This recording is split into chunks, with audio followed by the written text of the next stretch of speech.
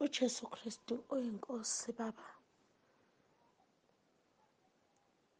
ngitshengisa abafundisi lana laba abasuke mabeshumayela befake ojini. Ngibabona abanye ojini bananezitayela, bese nje ngilokhu ngilizwa lelizwi ukuthi mawumntwana kaNkulunkulu awugqoki kanjena. Abanojini engcekwini zikaNkulunkulu. uJesu Kristu inkosi. Amen. uJesu Kristu inkosi baba noma. Ngithanda nokubonga nje ukuya kwethu eRichards Bay. Ziningi izinto ezangijabulisa nezangithokozisa. Ijazi ledoctorate likufanele. Yey baba wamuhle uNkulunkulu ezokuklomelisa ngomklomelo omkhulu kangaka. Yaze yayinhle indlu yebandla oyakhele ibandla. Yaze yayinhle indawo esasiye kuyo. Ngathi mangena nje endlini ngase ngibone ngathi ngingena ezulwini. Ngathi Nkosi kuyoba mnandi uma besizokukhonza Jehova, kuthi makufika insuku zethu zokufa size singene embusweni kaNkulunkulu. Bumkhulu umsebenzi wenu noma eniwenze laphaya. Angikwazi lokhu yakudla esikudle laphaya. Kwaze kwakuningi ukudla.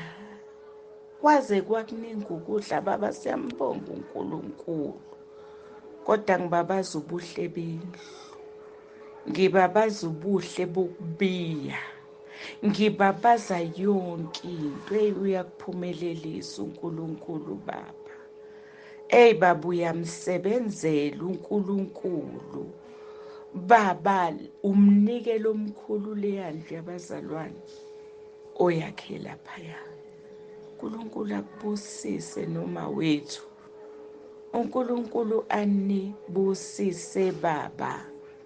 Ngiyabonga ke sesobonana kwamngone ngalolu suku. Inkosi benani inifihle baba. Ngiyabonga. uJesu Kristu uyinkosi baba. Angiyathemba ukuthi uNkulunkulu usamgcinile ubaba nomama ngomusa nangothando lwakhe. Baba, ngisacela nje ukudlulisa izindaba ezimnandi zikaNkulunkulu ukuthi namhlanje njengoba ngikhuluma nje nobaba ngiphuma kuDr Ndlovu oyi-lecturer eHoly Nation Bible Church. Kade ngiyolanda imaterial yami. Ngiyaqala iy'fundo zami zobufundisi. Baba, indlela engijabule ngayo, indlela enginokuthula ngayo, ungathi ngiwomunye umuntu, ungathi akumina. Ngiyambona uNkulunkulu eyifeza intando yakhe ngami. Ngiyambona uNkulunkulu ewukhulisa umsebenzi anginike wona wabantwana bakhe abanganakwe muntu abasemajele. Baba Nsibande, angikwazi ukuyichaza lento engiyizwa ngaphakathi.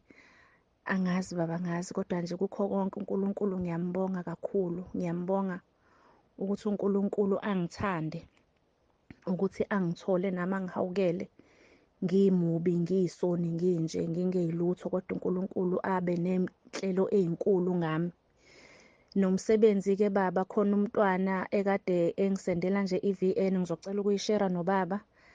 Indlela abajabule ngayo, kade ngilwe indaba yakhe ukuthi asuke ejele eNew Prison eze eshowe noma eqala kabusha. uNkulunkulu wavele wenza ukuthi iqala kabusha yaphephuka. Base bethi kimi bazongisondezela yena bamlethe eshowe, kanti ngempela eshowe yila ayevele efisa ukuya khona ngoba kukubo. Ngiyambonga kakhulu uNkulunkulu baba. Ngiyacela nje baba wami ukuthi uNkulunkulu akukhulise, ungicathulise baba, ungicathulise. Ngize ngithi yedana ubone ukuthi hhayi-ke usungama-ke manje ntombi. Ngicela nje baba ukuthi ngoba mina ngisemncane, ngisafunda, ngisakhula, ubaba nje angicathulise, angibambe ngesandla, angikhulekise nje, anginxusise nakuNkulunkulu ukuthi nje even ama-earthly things uNkulunkulu awavuthuze njengoba kusuke kuvuthuka amakhizane enkomeni. Angisize nje uNkulunkulu ngihlale kuye, ngibuke yena ngey'khathi zonke. Aqinise ukholo lwami kuye. Baba, ngiyabonga kakhulu ukuthi uNkulunkulu angithande. Nokuhlangana nje kwami nobaba ku-through umsebenzi engiwuphiwe uNkulunkulu. So nje ngiyambonga kakhulu baba, engathi uNkulunkulu angakukhulisa, akugcine, akuphe ubuhlakani bokuthi usihole nje. uJesu Kristu inkosi. Jesu Kristu inkosi baba. Ngiyabingelela ubaba nomama kwelihle igama lenkosi yethu Jesu Kristu. Iyaxolisa baba ukuphuza kangaka ukuletha ubufakazi bami ekhaya lezwi. Angisazi nokuthi ngiqale kuphi ngobuningi bezimfakazo sengizizwile nezwi likaNkulunkulu elikhuluma ngale ndlela. Ngiyabonga baba ukuthola idate yami yokuphuma izono. Ngathi uma ngibona umnyaka ngathi cha ubaba udidekile. Ngabe ngaziphendula ngathi bengeke kubhalwe ngokugqame kangaka, kepha ngabe ngakhumbula ukuthi ubaba wayeshilo ukuthi ulayini mude sesibaningi kakhulu ekhaya lezwi. Ngenkathi ngingachazeli kahle, ngavele ngathatha i-exercise ngazibhala izono zami. Kwakusengathi into ezokwenzeka osukwini olulandelayo novalo lungiphethe. Kepha sengikwenzile lokho, ngakuzwa ukuthula enhlizweni yami. Kepha-ke sengiyambonga uNkulunkulu ngayo le date ubaba nginikeze yona. Kuthe-ke sengiyitholile i-date, uNkulunkulu wangikhumbuza nokunye ebengakubhalanga. Ngiyambonga uNkulunkulu baba. Sibongile kakhulu baba nokubona ukuvulwa kwendlu enhle nenkulu kangaka. Awazi wami uhle umcimbi. Wawuhleleke ngendlela emangalisayo. Kumnandi-ke nje ukubona izinto zikaNkulunkulu wethu zisezingeni eliphakeme. Kuveza ukuthi uNkulunkulu wethu unguNkulunkulu impela futhi uyaphila, uyaphumelelisa. Anigcine njalo uNkulunkulu baba nomama uNsibande. Jesu Kristu inkosi. Amen. Jesu Kristu uyinkosi baba. Baba noma sekulethi nje Nkosi yami, ngithi angiphakamisa ukubonga kakhulu imisebenzi kaNkulunkulu emihle nemangalisayo. Sibonile lapho kuvulwa indlu ku-YouTube. Sibonga nezwi Nkosi yami liyela shunyayelwa ubaba uprofessor elapha ku-X31. Hey baba, sizwile sizwile intshumayelo uNkulunkulu ekhuluma ngehora, ukubaleka kwehora ukuthi kubaleka kangakanani umthandazo. Sizwile, uNkulunkulu asisize sithi sezwile, hayi bakithi senze. Siyamnxusa uNkulunkulu kakhulu. Hey baba, sibonile nobuhle bendlu lapha esithombeni ku-YouTube. Hayi cha baba, uzihambela nje noNkulunkulu, akekho umuntu ongenza izinto ezinje. Hey baba, kuyamangalisa, yazi kuyamangalisa baba. Nithe niyakwenza ukukholwa baba, ninomama niyakwenza, anishumayeli nje ngakho kuphela, kepha niyakwenza. Hey baba, nisibonelo empilweni zethu, sihle kakhulu, kuhle. Ubona ngisho ukude ukuthi nje hey kunokuthula, kune-order, yinto nje ongayazi. Nabazalwane baba noma sebencoma namathoyilethi bayasho nje ukuthi ungathi kwenye indawo. Hey cha baba, siyambonga uNkulunkulu kakhulu ngani. Kwisifiso sami baba kakhulu ukuthi nje nami ngephasika elizayo uNkulunkulu mesangigcinile kukuhle emehlweni akhe, ngibe lapho ngephasika. Hey baba, ngiyafisa kakhulu nami iy'nyawo zami nje-ke zinyathele lapho lawo magceke. Sambonga uNkulunkulu baba ngani kakhulu. Sathi nje angahlale sigcinele nina njalo, anikhulise Nkosi yami kakhulu, ukuthi nje ningabheki emuva kuze kube sekugcineni nithole imiqhele yenu. Siyabonga, nisibusise okuthina mndeni wakaNsibande. uNkulunkulu anibusise. uJesu Kristu inkosi baba. Amen. Jesu Kristu uyinkosi baba. Ngibona emabandleni angathi kunomuntu nje ongitshengisa ukuthi buka emabandleni izinto ezenzakalayo, ngibabona abafundisi behlezi, kodwa ukuhlala kwabo bahlala bodwa, bahlala nabanye abazalwane. Mangisabuka nje kanjalo bese ngizwa nje leli lizwi elikhulumayo ukuthi kuNkulunkulu sifana, akayithanda uNkulunkulu lento esiyenzayo emhlabeni, kungathi khona ongcono kunomunye. uJesu Kristu inkosi. Amen. uJesu Kristu inkosi baba nomama, ngiyabingelela ngithi uJesu Kristu inkosi. Ngidlulisa baba ukubonga okukhulu, nginomntwana wami owephukile ngalweni, Phendukani igama lakhe. Manje mabethi bayazama odokotela ukuyilungisa ingalo esibhedlela sasothukela, hhayi akulungi, aphinde lagudluka ithambo. Hhayi, kwaqhubeka isikhathi sekuthi nje ngoLwesibili uhambe ngoMsombuluko, sekuthiwa uye eGrace, uhambe ngoMsombuluko ezovukela-ke esibhedlela eGrace. NgoLwesibili ngavele ngangena emkhosini ngathi, Nkosi ngiyacela Nkosi uhambe naye. Zazinde nalezi iy'nsuku akazukubhala, iy'nsuku ey'mbili, weqe usuku nje lwayizolo akabhalanga, ngoLwesithathu nanamhlanje kuLwesine kuyabhalwa, akekho. Yabuhlungu inhliziyo yami, Nkosi yami, kodwa baba ngalokhu ngimile emkhulekweni owasenzela wona. Ngiyikhuleka yonke kaRoma 10:9, khuleke naloku baba asinikeza wona isikhathi ubaba egula. Ngamcela ngathi, Nkosi Jesu, bekungebe nganeno, ngoba manje bathe bazongifonela next week ukuze bezothola imvume yokumhlinza. Ngisemkhulekweni nje emkhosini ka-3 days, usuku lwesithathu lolu namhlanje baba, ngisemkhulekweni ngizothatha u-3 days ngizophuma kusasa. Sebeyangifonela baba namhlanje bathi mntwana bazomenza i-operation ngesonto. Ngambonga uNkulunkulu, ngiyabonga, ngicela ukubonga okumangalisayo. Ngithi uJesu Kristu inkosi, ngiyabonga ukuba sekhaya lezwi. Awu, ngiyabonga. Umntwana uzohlinzwa ngesonto. Ngiyacela baba uNkulunkulu ahlale nani nomama. Kuningi kodwa ngithi nje cha, angingaphuthi kulobu bufakazi nje namhlanje. Ngiyacela nje sazokwenza i-operation engathi ingaba impumelelo. uJesu abe khona egameni kaJesu, uJesu Kristu inkosi. Amen. uJesu Kristu inkosi baba, ngiyathemba nisagcinekile ekhaya. Baba, nje ubufakazi bami engangikhuluma ngabo ukuthi ngifuna ukubushera kakhulu busukela ekuthenini indlela umuntu mangabe esethi mhlambe uyazinikela ukuthi usengowasentabeni, indlela omamukela ngayo lo mkhuleko nje ukhulekayo baba, uNkulunkulu wavusa wona enhlizweni yami ukuthi ukuthandaze uthi, Nkosi, angikwazi ukuphatha umuntu mina, ngibanikela kuwe ukuthi ubaphathe. Unamandla baba loya mthandazo.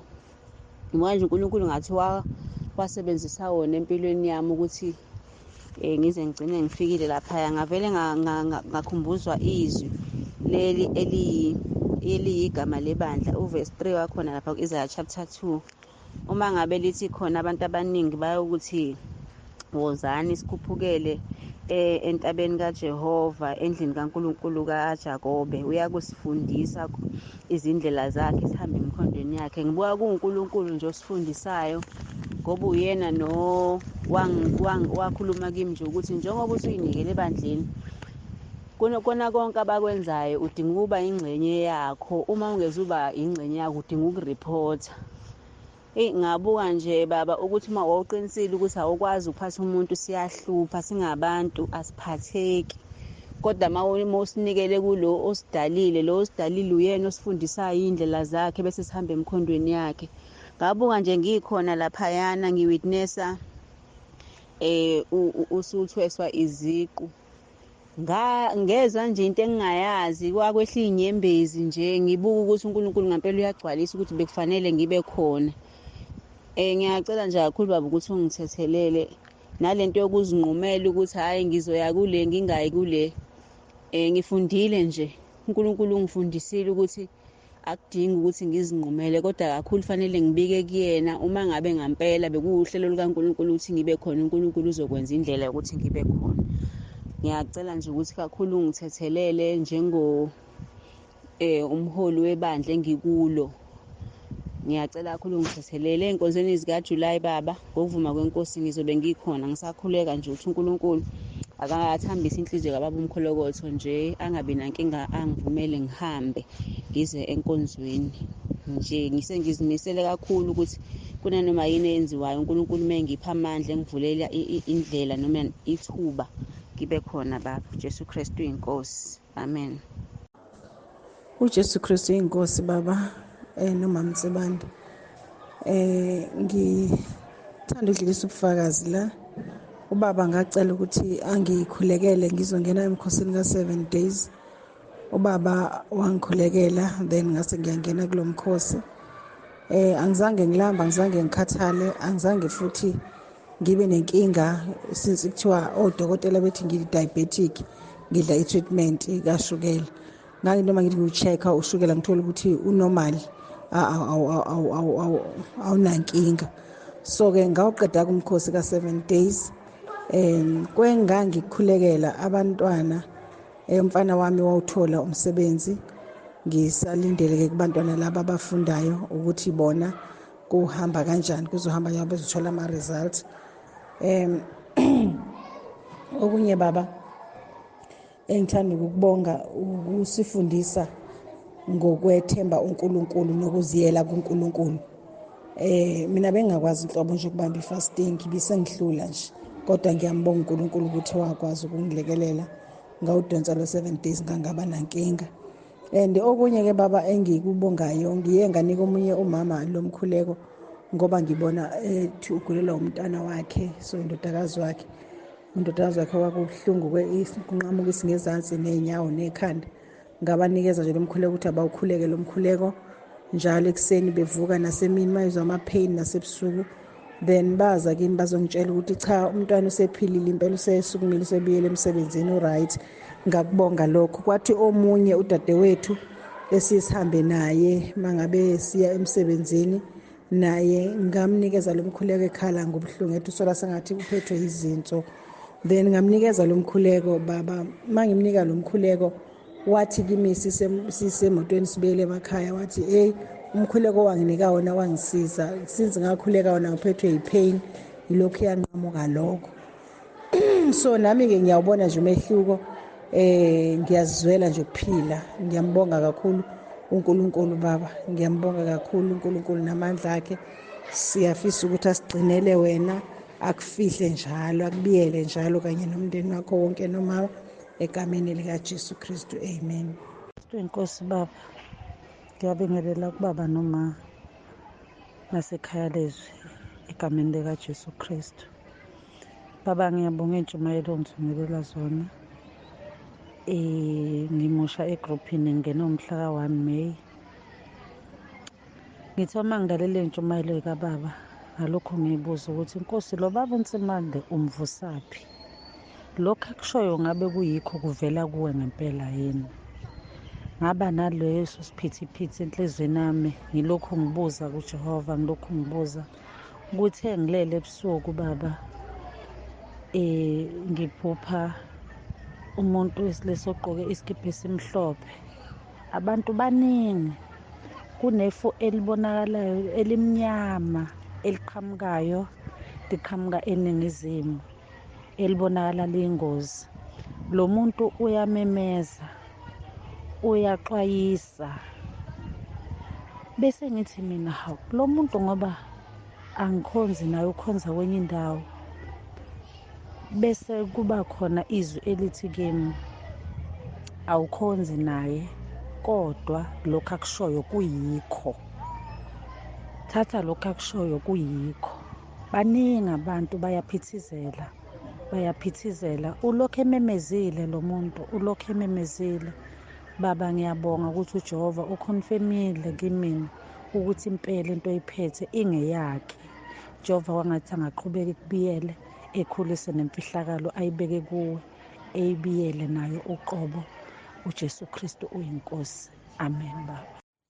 uJesu Kristu inkosi baba. Baba ngicela ukubonga ubaba uNkulunkulu baba kuzosa kuba izolo ekseni.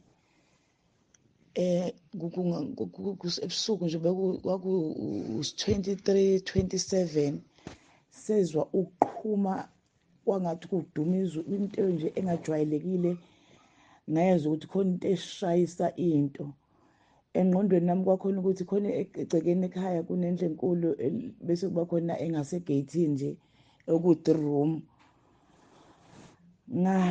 ngayitshela ukuthi ishayiseka yona kunomntwana wami ohlala khona ngoba ukuyangena ebusuku usebenza la eBay ubuyangena ebusuku manje usuyincane ukuthi aphazamiseke usolala khona kwentombazana ngigxume embhedeni lento ngisebuthongweni iqhuma lento yosha past 11 enhlizweni nami ngithi yalimala ingane ngoba kwawukuthi nje imoto ishayisa lo 3 room ngoba useduze impela nomgwaqo ingasegeyithini uma sithi siyaphuma nezinye ingane kumanye ama-room zivuka emasilunguza twin cab enhle isuzu emhlophe ishayisa isigxobo esiqondene nalo 3 room esegeyithini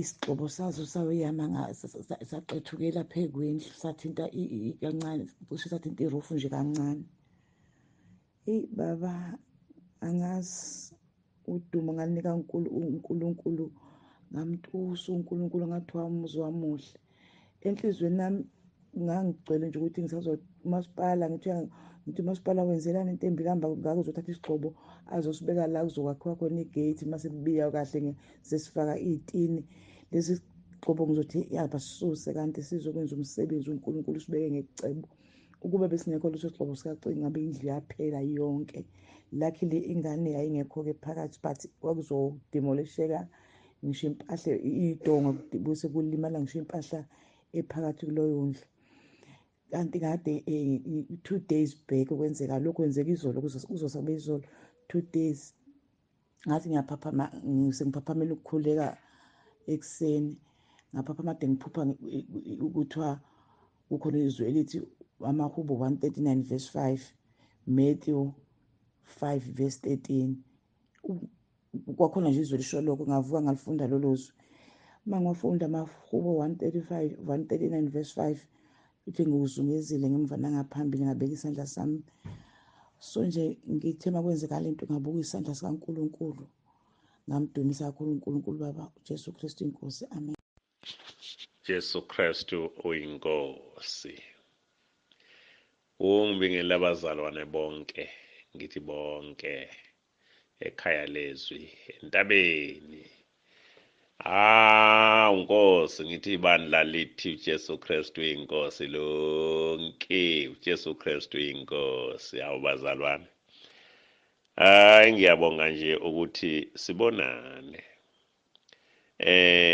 bekuyiphupho kumina bungathi kufanele nginyakaziswe ngivuke kodwa ke bekuyiphupho elimnandi bengingafisi nokuvuka kulona engathi bengalala nje bengaba kulona nje unomphela bazalwane ngijabulile angazi ngithini ngijabulela okuningi ukwazana nabantwana abaningi bakaNkulunkulu ngizizwe ngifola ngaphansi kwesizwe esisha bazalwana sihlale kuThixo kumnandi sihlale kuNkulunkulu silalele imfundiso zakhe silalele ukuthi uThixo uthini kuthina kumnandi ukuphila phansi kwemiyalelo kaNkulunkulu bazalwane kuningi engifisa ukusho kodwa esikhathini esinaso unkosi yami kuphela kwanamhlanje ngizwakalisa ukuthokoza ngizwakalise ukufisela wonke umuntu oseke wabunambitha ubumnandi bokukholwa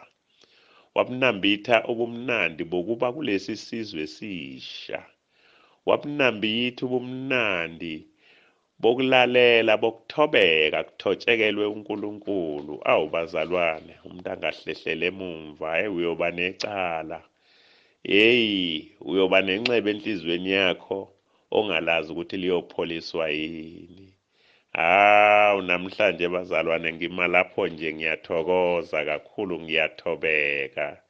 Mndeni omuhle, mndeni okhethekile, mndeni kaNkulunkulu, mndeni wakaNsibande wonke. uNkulunkulu anibophe njengebhande, anibophe anithi ngqi, nihambe phambili. Uthe umbheka phansi uzibona ukhuthalele ukuziveza uthembekile. Inkonzo kade wayifeza leyo nkonzo, sesikukhulekisa ukuthi ungayidedeli mkhulu, kodwa kuyifeza ukuziveza uthembekile kuwumdlalo wakho kusemseni kaNkulunkulu. Siyabonga kakhulu, siyabonga kakhulu. Kufisela konke ozifisela kona nomndeni. uJesu Kristu inkosi. Angibingelele baba ntambama kwelihle igama likaJesu Kristu waseNazaretha. Ngiyabingelela mpostoli, ngithi uJesu Kristu inkosi ntambama baba. Bonga kakhulu baba ukuthi sibe nomuntu kaNkulunkulu ensukwini zokugcina, ensukwini zokugqibela. Kuthe nje baba bengise entabeni endlu kaJehova uyabonelela sukela Saturday until Sunday. uNkulunkulu baba ngambona, yabona uyayizwela uma ufika endaweni kaNkulunkulu. Ngiletha nje ubufakazi baba, ngithi ngilethe nje ubufakazi ukuthi uma ngifike lapho yini engiyibonile, futhi ngizwile baba ma ngibuyele emuva ukuthi no, kunezinto vele kodwa uNkulunkulu engibuye nazo zasezulwini. Okokuqala nje baba bengigula lapho kweSaturday, kwathi nje makuphakathi nenkonzo ngagula, ngashawa ikhanda engalazi lingishaya la sengathi lidla nama nerves la. Indlela lalingishaya ngakhona baba ngangilokhu ngilibamba intamo sengathi iyanqamuka, ngithi uJesu Kristu inkosi, uJesu Kristu inkosi.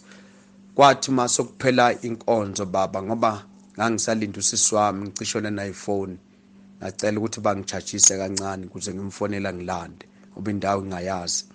So kwathi ngisalindile, mangiphumela lapha ngaphandle eminyango ngithola uxoxa nomunye umzalwane. Uthe mawuqeda waso ngiyakubingelela nami, saxhawulana ngasho ukuthi ngivelaphi. Wathi uNtsele, okay. Uthe nje ma sohamba ubuyela ngaphakathi endlini ngezwe baba ukuthi ikhanda linqamukile. The moment ngixhawulane nawe kunento engayizwa baba ukuthi hawu madoda, ngafika nasendlini ngathi hawu Nkosi yami, isigulo besingiphethe sinqamukile ngaphakathi enkonzweni. Ngambonga kakhulu uNkulunkulu baba, ngambonga, ngabona ukuthi ugcobo lusezandleni, nasezandleni lugcwele wonke umzimba. Siyambonga uNkulunkulu ngawe baba. uNkulunkulu ngempela siyafisa ukuthi uNkulunkulu avuse abantu abaningi abazofana nawe baba, ngempela abazoshumayela ivangeli, hayi leli vangeli ethomoya eseligcwele leli, ivangeli emdanso, ivangeli lingayisa umuntu ndawo, ivangeli lomlilo wamaphepha. So siyamnxusa uNkulunkulu kakhulu baba ukuthi asigcinele wena, uNkulunkulu ukuthumele kithina. Siyabonga. uJesu Kristu inkosi baba Nsibande. Ngiphumile namhlanje esibhedlela ngeyi-14 zakaJuni 2023. Ingozi yemoto engahlangabezana nayo baba kwaba ku-First Street nje ngiphuma ekhaya ngiye emsebenzini. Ngangikade ngikhuleka ngezwi wanginika lona baba ekuseni, amahubo 139 verse 5 to 6. Ngayibona imoto encane iza, kodwa kwakuphephile kimi ukuthi ngeqa, nempela ngeqa. Ngathi nje about ukuthi ngiqede ukweqa, ngabona le moto ebiza isingasesandleni sokudla ku-2-way. isiqhelele enye imoto yayiza emva kwayo. Iyona eza-ke i-4x4 leney'nsimbi phambili. Yayigijima ngesipidi esikhulu, kwangasiyo no-60 kilometers per hour loya, kuyizoni ka-60 kilometers per hour. Angikwazanga ukuyigwema, yangena ngasesandleni sokudla. Inkosi uJesu ngiyethemba nguye owangivikela ngamandla amangalisayo. Angiphukanga thambo. Imoto yona yalimala kakhulu ngoba kwaqhuma nama-airbags.